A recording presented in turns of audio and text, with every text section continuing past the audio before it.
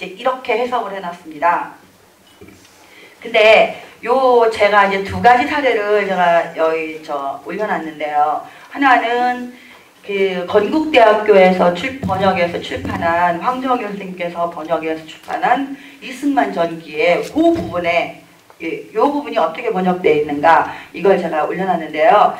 그 6페이지 보시면 이승만 전기의 138쪽에 나옵니다. 이 해당 부분은 한국은 3년 만에 인습에 젖어 늘어졌던 나라에서 활기차고 북적대는 산업의 고장으로 변모했다. 외항상 서울과 신시내티는 거리 사람들의 피부색 말고는 구분이 안 된다. 이렇게 번역되어 있습니다. 그리고 또 하나가 있습니다. 2009년 서정락 박사님, 우리 여기 유영익 교수님하고 그 집안간 되시는 분이 그 자비로 출판을 하신 게 있습니다. 이걸 번역을 하셔가지고 거기에는 그 부분이 어떻게 되어 있느냐면은 불과 3년 동안에 전통적인 인습으로 느리게 걸어가던 나라가 산업주의 본고장으로 변모하고 있습니다. 오늘의 한성은 신시내티와 살고 있는 사람들과 피부빛을 제외하고는 다를 게 거의 없습니다. 이렇게 이제 번역되어 있습니다. 그런데 이것을 그 백년 전쟁에서는 한일 합방 이후에는 뭐 이렇게 번역을 해놨습니다. 이거 완전히 자의적인 거죠. 그런데 이 3년이라는 얘기가 왜 거기에 나왔느냐? 이 1912년은 이승만 박사가 프린스턴을 졸업하고 귀국을 합니다. 한국에 와서 YMCA 학감으로 이제 YMCA 활동을 하고 전국의 YMCA 지부 설립하는데 굉장히 많은 열정을 가지고 활동을 해서 이 전국 순회전 전도 여행을 하고 이제 그 YMC를 통해서 젊은이들을 거기로 끌어들여서 이제 기독교 종교 교육도 하면서 이제 신문물 새로운 과학 기술 관련된 이런 것들도 가르치고 이런 걸 했는데 한일 합방 이후에는 그 우리나라가 외국과 소통할 수 있는 통로가 거의 다 이제 막혀 있었죠. 일본인들이 통치를 하면서. 그런데 유일하게 저희가 이렇게 유영익 교수님 쓰신 책에서 제가 보고 인용드리고 말씀드리는데 유일하게 외국과 우리가 소통할 수 있는 창구라는 게 이 기독교밖에 없었던 것 같습니다. 특히 이제 YMCA 같은 거, YMCA는 그 세계적으로 그 조직들을 갖추고 있었고 그렇기 때문에 또 기독교는 미국의 선교사들이 많이 들어와 있었지 않습니까? 그때까지만 해도 아직 다 이제 외국으로 안 나가고 이제 국내에 있는 분들이 많았기 때문에 선교사들을 통해서 국내의 소식이 외부에 나갈 수 있었고 이러는데 이 YMCA 지부 운동을 벌이는데 이게 정말 불길 같은 일본이 볼 때는 거의 위협적인 이렇게 세력이 형성돼 나가니까 그것을 차단하기 위해서 일본이 배후인 사건을 일으키지 않습니까?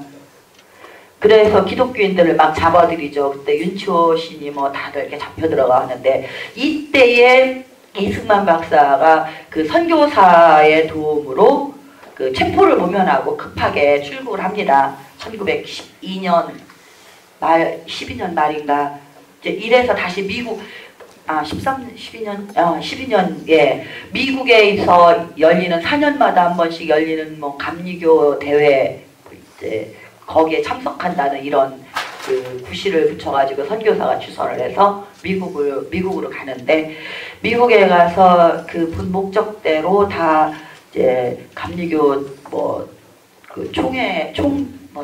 하여튼 하고 난 다음에 이승만이 고민을 합니다. 근데 그때 나갈 때 동행했던 선교사들이 이승만에게 한 얘기가 미국에 가서 절대 반일적인 발언을 하지 말아라. 또 반일적인 행동도 하지 말아라. 신신당부를 했습니다.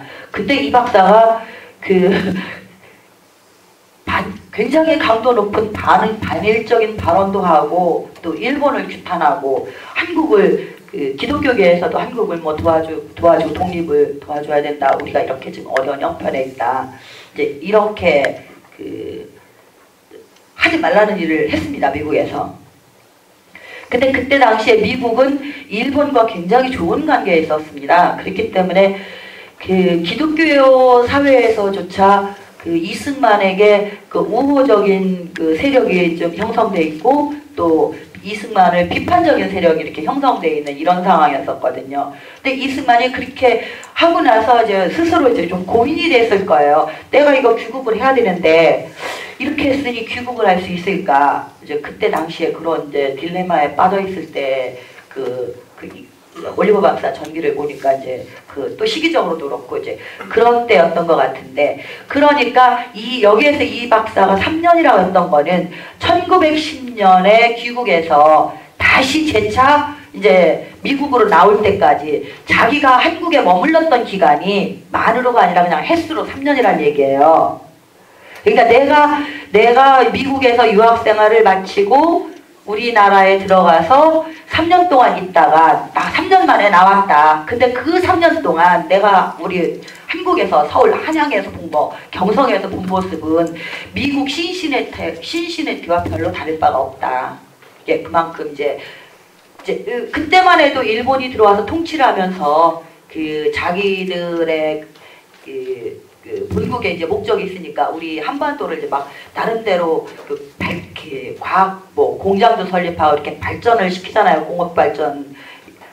우리를 위해서가 아니라 자신들을 위해서. 이러니까는 굉장히 또 활기 띈 모습이었을 것 같습니다. 저는 그 당시 안 살아봤지만은. 그리고 또 이제 구한말 때까지 굉장히 이제 강하게 존속했었던 이제 반상제도 같은 것도 거의 이제 좀 많이 무너진 상태. 그러니까 누구든지 마음만 먹으면 조그맣게 소상인이라도 돼서 독립적인 생활을 할 수 있는 이럴 때니까 굉장히 활기가 우리 일반인, 그 당시에 일반인들, 그러니까 상민이라고 해야 되나요? 양반 말 아닌 상민이나 천민이나 일반인들, 이 평민들의 삶에는 어려운 점도 있었지만 또 활기도 있었을 것 같습니다. 그때 당시 상황이 이제 이렇게 얘기한 것을 갖다가 교묘하게 한일합방이라고 직접적으로 한일합방이라고 이렇게 번역을